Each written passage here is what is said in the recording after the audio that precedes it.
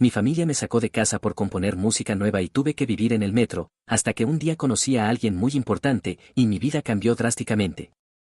No heredé un violín. Heredé una maldición con cuerdas. Una tradición tan rígida como un ataúd de roble, tan venerada como una deidad sin rostro que exige sacrificios de talento a cambio de nada. Nací en una casa donde los arpegios eran más importantes que las palabras, y donde el aplauso de los extraños valía más que el abrazo de un padre. Mis primeros recuerdos son de partituras más grandes que yo, de dedos manchados con resina, de cejas fruncidas cada vez que erraba una nota. Aprendí a leer música antes que a leer cuentos, como si la infancia no mereciera fantasía si no podía medirse en compases. Mi familia, los Alencastre, cargaba un apellido inflado por generaciones de músicos célebres, directores de orquesta, solistas premiados, compositores alabados por revistas con portadas doradas. Una estirpe que se reproducía como una línea pura de sangre azul, o mejor dicho, sangre pentagramada. Yo fui el error genético, el experimento que salió torcido. A los 12, ya tocaba piezas que mis maestros consideraban avanzadas, aunque mi alma apenas susurraba detrás de cada nota. Todo era técnica, precisión, culto a los muertos, Bach, Beethoven, Brahms. Su trinidad sagrada. Mi madre decía que el alma de un músico debía ser clásica, como si los sentimientos tuvieran caducidad o género. Mi padre, siempre con cara de mármol, me miraba como se mira un instrumento desafinado, con decepción muda. Pero una noche, como sucede con las enfermedades incurables, descubrí que había algo peor que tocar música ajena, sentir que la propia te quemaba por dentro. Encontré una vieja grabadora de cinta, rescatada de un rincón del desván, y empecé a grabarme improvisando. Cuerdas con disonancias, escalas que parecían trepar por la espina dorsal, silencios que hablaban más que un solo de Paganini. Sentí, por primera vez, que mi violín no era un látigo sino una extensión de mi voz. Así comenzó mi caída. A escondidas, escribía partituras que parecían garabatos para mis maestros. Las ejecutaba en mi habitación, con la puerta cerrada, como un criminal que teme ser oído por la policía estética de su propio hogar. La primera vez que mi padre escuchó una de mis composiciones experimentales, no dijo nada. Simplemente apagó la luz del estudio y se marchó. Como si hubiese entrado en una habitación ajena, repugnado por el mal gusto del decorado. Después vinieron las palabras, como metralla disfrazada de pedagogía: eso no es música, ¿dónde está la estructura? Los Alencastre no tocan basura dodecafónica. Yo escuchaba en silencio, con la frente alta y el alma hecha nudos. Me acusaban de herejía como si hubiese escupido sobre una tumba. Y quizás, en cierto modo, lo hice. Escupí sobre la tumba de la complacencia, sobre el féretro de los aplausos comprados con conformidad. Mi madre, siempre tan elegante, tan cortés en su desprecio, dejó de corregir mi postura al tocar. Dejó de traerme café en las prácticas. Su indiferencia era más filosa que un «no sirves». Mis hermanos, estrellas en ascenso del conservatorio, evitaban pronunciar mi nombre, como si fuera una nota maldita que desafinaba toda la partitura familiar. El día que llevé mi primera composición al conservatorio fue también el día que me convertí oficialmente en un paria. La titulé Acorde roto, una pieza construida sobre el colapso, con notas que se perseguían sin alcanzarse, como amantes destinados al fracaso. Me expulsaron del recital de fin de año. No por falta de talento, sino por exceso de diferencia.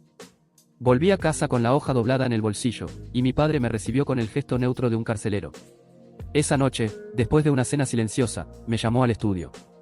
El despacho de los Alencastre, donde se firmaban contratos, se colgaban medallas, y se decidía el futuro como quien afina una cuerda floja. Me leyó un discurso que no escribió él, sino sus antepasados. Palabras secas, frías como un laúd de invierno, que ya no podía sostener mi formación, que era hora de que encontrara mi camino lejos de casa, que la familia no podía permitirse una disonancia pública. Me entregó un estuche. Dentro no había dinero, ni cartas, ni disculpas. Solo el violín de estudio con el que aprendí a tocar a los 5 años. Un sarcasmo hecho madera y cuerdas. Me dijo que era todo lo que me llevaría. Que el apellido Alencastre no estaba hecho para escándalos ni para rebeldías juveniles disfrazadas de genialidad. Caminé bajo la lluvia esa noche, con mi estuche a cuestas y la dignidad hecha trizas. No tenía a dónde ir, pero al menos tenía el eco de mi música rebotando dentro del pecho. No valía nada para el mundo, y sin embargo, cada paso que daba era como arrancarme las cadenas del linaje. Al día siguiente, empecé a tocar en el metro. No fue heroico. Fue sucio, fue indigno, fue tragar polvo y soportar miradas que te atraviesan como agujas. Me gané algunas monedas y muchas indiferencias. Pero ahí, en el abismo sonoro del subterráneo, mi violín empezó a respirar. Cada nota improvisada se volvía un susurro que alguien escuchaba, aunque fuese por error. Empecé a componer para los rostros tristes, para los que dormían sentados, para los que corrían sin saber por qué. Ellos no sabían mi nombre, ni mi apellido, ni las sinfonías gloriosas de mis ancestros. Solo oían lo que yo era, una melodía que no pedía permiso. Yo, el error. Yo, el ruido. Yo, el acorde roto. Pero también, yo, el comienzo de otra música. Tocar en el metro fue, al principio, como hablar en un idioma que nadie quiere oír. La gente pasaba frente a mí como si yo fuera parte del concreto, un adorno más entre los letreros de salida y los vendedores de confites vencidos. Las primeras semanas fueron un ensayo general de la indiferencia humana, una sinfonía desafinada donde yo era solo el ruido de fondo de una ciudad demasiado apurada. Pero poco a poco, el silencio empezó a ceder. Una niña se detuvo una tarde, con un helado en la mano y las zapatillas desamarradas. Escuchó mi improvisación como si se tratara de un hechizo. No me aplaudió ni dijo nada, ni falta que hacía, bastó con que no se moviera mientras el resto del mundo seguía girando como trompo descontrolado. Después vino un anciano con gorra de lana que me lanzaba monedas exactas, ni una más ni una menos, como si estuviera pagando una entrada a la memoria. Luego una mujer con tacones que lloró sin permiso en mitad de un trino agudo. Así, poco a poco, fui recogiendo pedazos de gente, como si cada nota arrancara una astilla de humanidad en quienes ya no sabían que aún podían sentir algo. No tenía hogar, pero tenía rutina. No tenía cama, pero sí acústica. Descubrí que el eco del andén devolvía mis notas como si las hubiese afinado el viento. Cada estación tenía un humor distinto, como si fueran criaturas vivas, unas frías, otras nerviosas, otras abiertas como plazas. Me aprendí los horarios, los rostros repetidos, los pasos apurados que sabían en qué momento frenar y escuchar. Mi música cambió. Ya no tocaba para agradar, ni siquiera para provocar. Tocaba como quien escribe un diario en voz alta. Inventaba escalas, jugaba con silencios, convertía errores en estilo. Comencé a componer piezas nacidas del bullicio y del cansancio colectivo.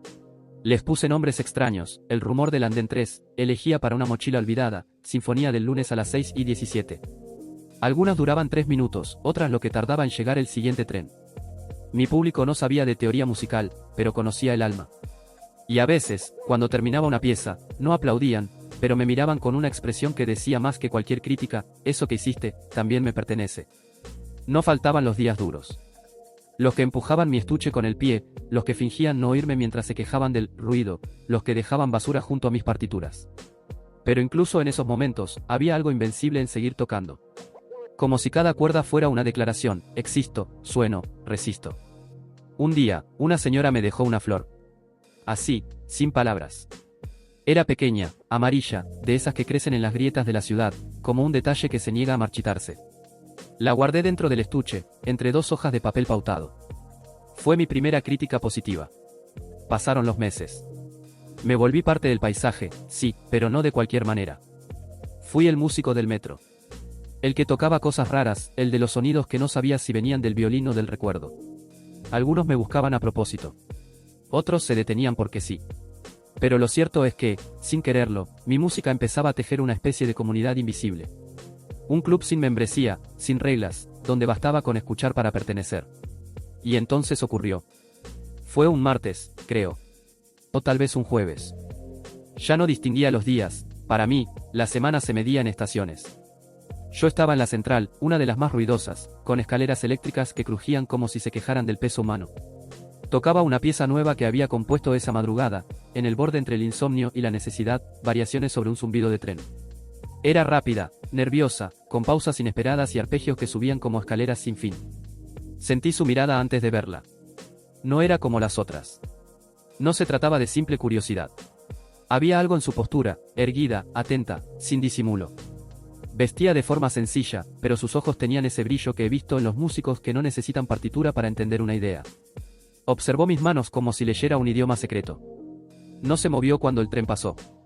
No se distrajo cuando 2 turistas se tropezaron frente a ella. Me escuchó hasta el final. Y cuando la última nota se perdió entre los anuncios de seguridad, hizo algo que me desconcertó, no se fue. Tampoco habló. Solo se mantuvo ahí, mirándome, con una media sonrisa apenas perceptible.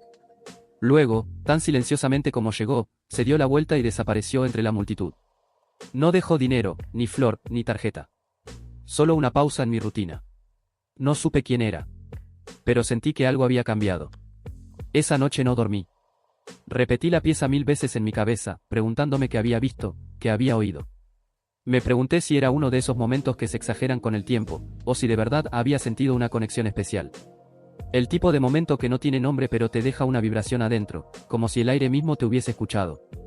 El metro, por primera vez, me pareció más grande de lo que era. como si las paredes estuvieran a punto de abrirse para mostrarme algo más allá del andén. Yo, el desheredado. Yo, el sin nombre.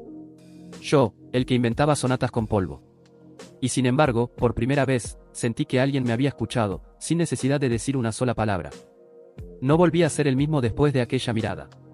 No tenía nombre, no tenía historia, ni siquiera tenía certeza de si lo había imaginado. Pero su imagen quedó estampada en mi mente como una nota sostenida que se niega a desvanecerse. Durante días, semanas tal vez, cada rostro en el metro era un intento fallido de volver a encontrarlo. Observaba los zapatos, las manos, la forma en que la gente se detenía o seguía. Buscaba señales como quien espera ver una partitura escrita en el humo del tren. No entendía por qué me importaba tanto. No era la primera vez que alguien me miraba con atención. Pero había algo distinto en él. No fue compasión, ni simple gusto. Fue esa clase de atención que no se improvisa, la que conoce, la que descifra, la que entiende sin necesidad de explicar. Intenté convencerme de que era una ilusión, un producto del cansancio, una alucinación sonora como las que provoca la música cuando se mezcla con el insomnio. Pero cada vez que tocaba, en el fondo de mi cabeza, esperaba que volviera.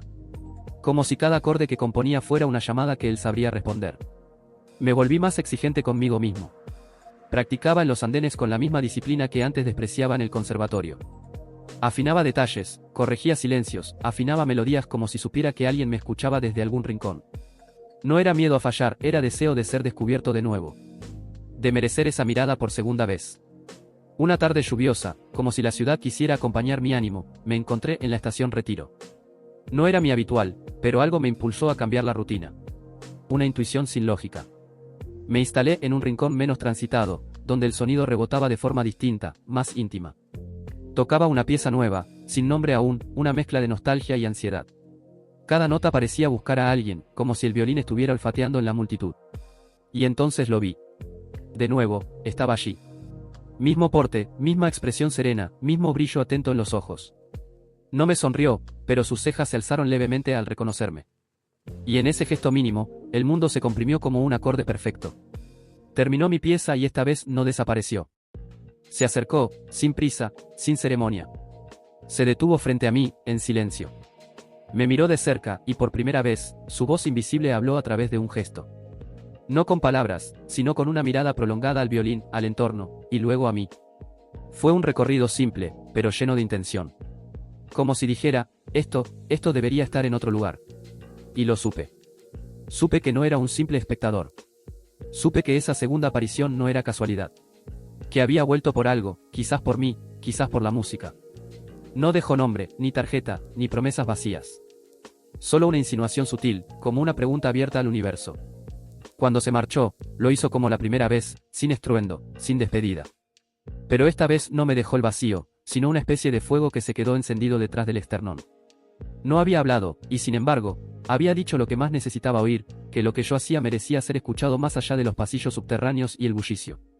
Esa noche no toqué. Caminé durante horas, con el violín colgado del hombro como un testigo silencioso. Las calles parecían tener otro color. Como si el mundo se hubiese corrido apenas unos milímetros, lo suficiente para mostrarme que algo se estaba moviendo, que mi destino ya no estaba anclado entre las líneas del metro. No me ilusioné.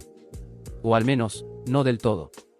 Aprendí a desconfiar de las esperanzas demasiado brillantes. Pero algo en su mirada era más real que cualquier promesa. No era lástima, ni una oportunidad disfrazada de caridad. Era respeto. Y para alguien que había sido desheredado por ser diferente, eso valía más que cualquier aplauso. Empecé a tocar con más intensidad, como si cada jornada fuera una audición secreta. Cambié de estaciones, probé nuevos rincones. Me volví más atrevido en mis composiciones. Mezclaba ruidos del entorno, imitaba el ritmo del tráfico lejano, convertía los anuncios de megafonía en partes de la melodía. Algunos me llamaban el loco del violín, otros me grababan en sus teléfonos y luego me ignoraban como si nada hubiese pasado. Pero yo sabía que algo estaba pasando. Porque él estaba ahí. No todos los días, pero aparecía. A veces al fondo, a veces al borde del andén. A veces solo durante unos minutos. Nunca hablaba. Nunca intervenía. Pero siempre escuchaba. Y cada vez que lo hacía, yo tocaba como si fuera la última vez. Como si mi vida dependiera de esa ejecución. La obsesión ya no era una carga. Era gasolina. Cada día, mi música se volvía más mía. Ya no tenía miedo de las disonancias, ni de las notas largas que incomodaban a algunos. Aprendí a confiar en mi oído, en mi pulso, en la extraña armonía que surgía de tocar desde la sinceridad absoluta. No componía para gustar, sino para liberar algo que el mundo parecía haber olvidado. Y así, entre vagones, ecos y pasos apresurados, comencé a sentir que lo imposible era apenas una espera. Yo, el desterrado. Yo, el desafinado.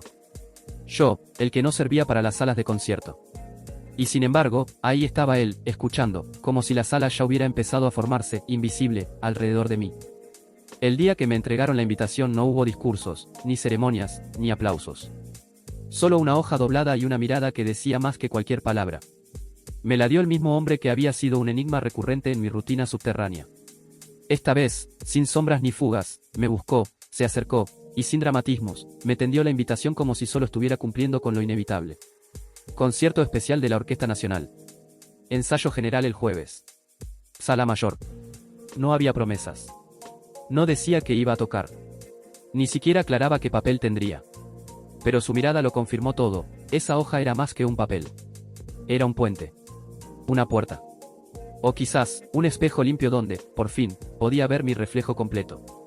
Me presenté en el ensayo general con la misma ropa con la que había tocado en el metro, zapatos desgastados, camisa sin cuello rígido, cabello rebelde. No porque no tuviera otra cosa, sino porque me negaba a disfrazarme. Quería que supieran quién era. No el que podían moldear, sino el que venía con el barro todavía fresco. Nadie me pidió que tocara, al principio. Me dieron un asiento al final de la fila de segundos violines, como si quisieran estudiarme en silencio antes de darme voz. Pero él, el director, me observaba desde el podio con una mezcla de orgullo y paciencia. Como quien ve crecer una planta que sembró sin darse cuenta. Cuando por fin me entregaron la partitura de la pieza final del concierto, supe que no era una elección cualquiera. Era una composición moderna, desafiante, con espacio para la improvisación. Y en la última página, una sección vacía. Solo un compás con una nota suspendida, como una invitación en blanco. Solista libre, decía una nota escrita a mano. Libre.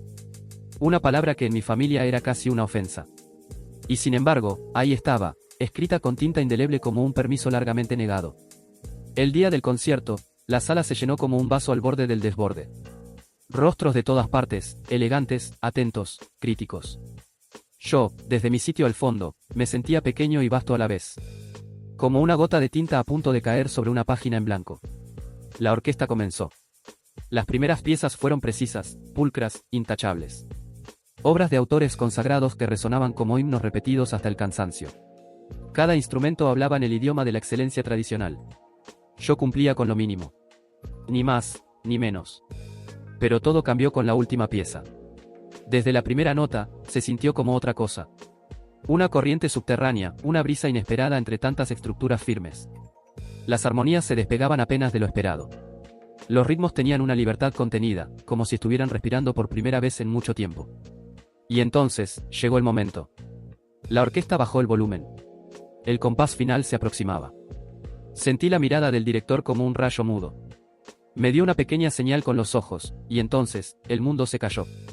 Me puse de pie. No por instrucciones, sino porque lo sentí. Porque esa música no podía salir sentada. Porque ese fragmento no era parte de la partitura, era parte de mi historia. Cerré los ojos y dejé que las cuerdas hablaran por mí. No toqué una melodía escrita. Toqué lo que había vivido. Las mañanas frías en el metro. Las noches sin hogar. El rechazo familiar. Las monedas. Las flores amarillas. Los pasos apurados y los silencios escuchados. Era una música sin fronteras. Sin reglas. Sin miedo. Era yo, convertido en sonido. El violín tembló entre mis manos como si tuviera vida propia. Cada nota era un suspiro, un grito, una confesión. El arco dibujaba cicatrices invisibles en el aire. Y en algún momento, no sabría decir cuándo, dejé de ser el músico. Me volví el canal. Un puente entre mi pasado y esa sala repleta de desconocidos que, sin entender cómo, comenzaron a escucharme como si sus corazones dependieran de ello. Cuando terminé, hubo silencio. Un silencio verdadero. No de cortesía. No de protocolo. Un silencio cargado de electricidad, como si la sala entera contuviera el aliento. Y entonces, los aplausos. No como los del conservatorio, educados y medidos. No como los del metro, agradecidos pero fugaces. Estos fueron otra cosa. Eran gritos, eran ovaciones, eran el eco de una emoción tan genuina que me costó creer que vinieran hacia mí. No hice una reverencia. No supe qué hacer. Solo sostuve el violín con fuerza, como si fuera un ancla y una cometa al mismo tiempo. En ese instante, entendí que no me habían escuchado por tocar bonito, ni por técnica, ni siquiera por compasión. Me escucharon porque, por primera vez en esa sala, alguien se atrevió a sonar humano. Yo, el marginado. Yo, el músico del metro. Yo, el solista que no pidió permiso, y sin embargo, fue escuchado por todos. Después del concierto, todo cambió. Mi nombre, ese que había sido sinónimo de vergüenza familiar, comenzó a sonar en bocas que jamás me habían pronunciado. No pasó de inmediato, pero como todo fenómeno que se cuece a fuego lento, el impacto fue más duradero. Las redes sociales se llenaron de vídeos de aquella interpretación final, captada por manos temblorosas que no sabían que estaban grabando el nacimiento de algo. Me llamaban el violinista del alma, el compositor del metro, el rebelde de la orquesta. Y por primera vez, me reía de los titulares. Fui invitado a entrevistas, a eventos, a programas donde me ofrecían agua mineral en copas como si eso validara mi talento. Sonreía, respondía con calma, y dejaba que los demás llenaran el silencio con asombro. Yo no buscaba fama. Buscaba sonido. Lo demás era solo ruido. Dentro de la orquesta, dejé de ser una rareza y me convertí en referente. Me ofrecieron un puesto fijo como solista invitado. Algunos músicos me miraban con una mezcla de respeto y desconcierto, como si aún intentaran descifrar cómo alguien sin etiquetas, sin premios académicos, sin padrinos en el sector, había llegado tan lejos con solo un arco y una voluntad de hierro. Pero lo que más me sorprendió fue el público. Empezaron a venir no por la orquesta, sino por esa parte impredecible que representaba. Niños que nunca habían pisado una sala de conciertos llegaban con sus padres solo para oírme tocar Sinfonía del Andén 4, o el trino del vagón vacío. Mis composiciones se convirtieron en puentes entre mundos que no se hablaban, el de la música clásica, encorbatada y solemne, y el de los sonidos cotidianos que brotan entre pasos apurados y anuncios por megafonía. Sentía, por fin, que la música me pertenecía. No porque yo la dominara, sino porque ella me aceptaba con todas mis imperfecciones. Y justo cuando el eco del éxito se volvió más fuerte, ellos aparecieron. Mi familia. Primero, fue una carta. Corta, elegante, firmada con un apellido que no había escuchado en mucho tiempo sin sentir un sabor amargo. Luego, un mensaje en mi correo. Después, una visita sin cita en el camerino. Mi madre, con su peinado impecable. Mi padre, con la misma seriedad que usó para echarme de casa. Mis hermanos, con esa mezcla de arrogancia y vergüenza que solo los que dudan de sí mismos pueden sostener. Decían que estaban orgullosos. Que siempre supieron que tenía talento. Que mi música era interesante y diferente, como si de pronto la diferencia hubiese sido domesticada por la aceptación pública. Querían invitarme a una cena. A una reconciliación. A una foto familiar que pudieran mostrar con orgullo. Y en ese instante, supe que no había retorno. Los miré como quien observa una casa antigua desde afuera, sabiendo que ya no le pertenece. No por rencor. No por venganza. Simplemente porque uno no puede volver a encajar en un molde que tuvo que romper para respirar. Les agradecí, sin palabras. Les sonreí, sin promesas. Y me fui, con la tranquilidad de quien ya no necesita ser aceptado para sentirse completo. Volví a casa, mi casa. Un pequeño apartamento con vista a nada, lleno de papeles arrugados, tazas de café frío y partituras inacabadas. Pero era mío. Como lo era mi música, mi historia, mi camino. Seguí componiendo. Seguí tocando. A veces en grandes salas, otras en estaciones de metro, solo para no olvidar el origen. Volví allí de vez en cuando, no para revivir la nostalgia, sino para agradecerle al eco que me escuchó primero. Mi éxito no vino de obedecer. Vino de desobedecer con sentido. De desafinar a tiempo. De tocar como si nadie mirara, hasta que todos quisieron ver. Yo, el desterrado. Yo, el que no quiso tocar como los demás. Yo, el músico que convirtió el rechazo en partitura. No volví con mi familia. No porque los odiara. Sino porque, por fin, entendí que mi verdadero apellido era mi música. Y que la familia que me abrazó fue la que escuchó sin preguntar, la que lloró sin conocerme, la que aplaudió sin exigirme nada. Cerré la puerta, afiné el violín y empecé una nueva pieza. Sin título, como siempre. Pero esta vez, no necesitaba nombre. Solo verdad. ¿Qué opinas de esta historia? Dale like si te alegra saber que él pudo salir adelante y suscríbete para enterarte de más historias como esta.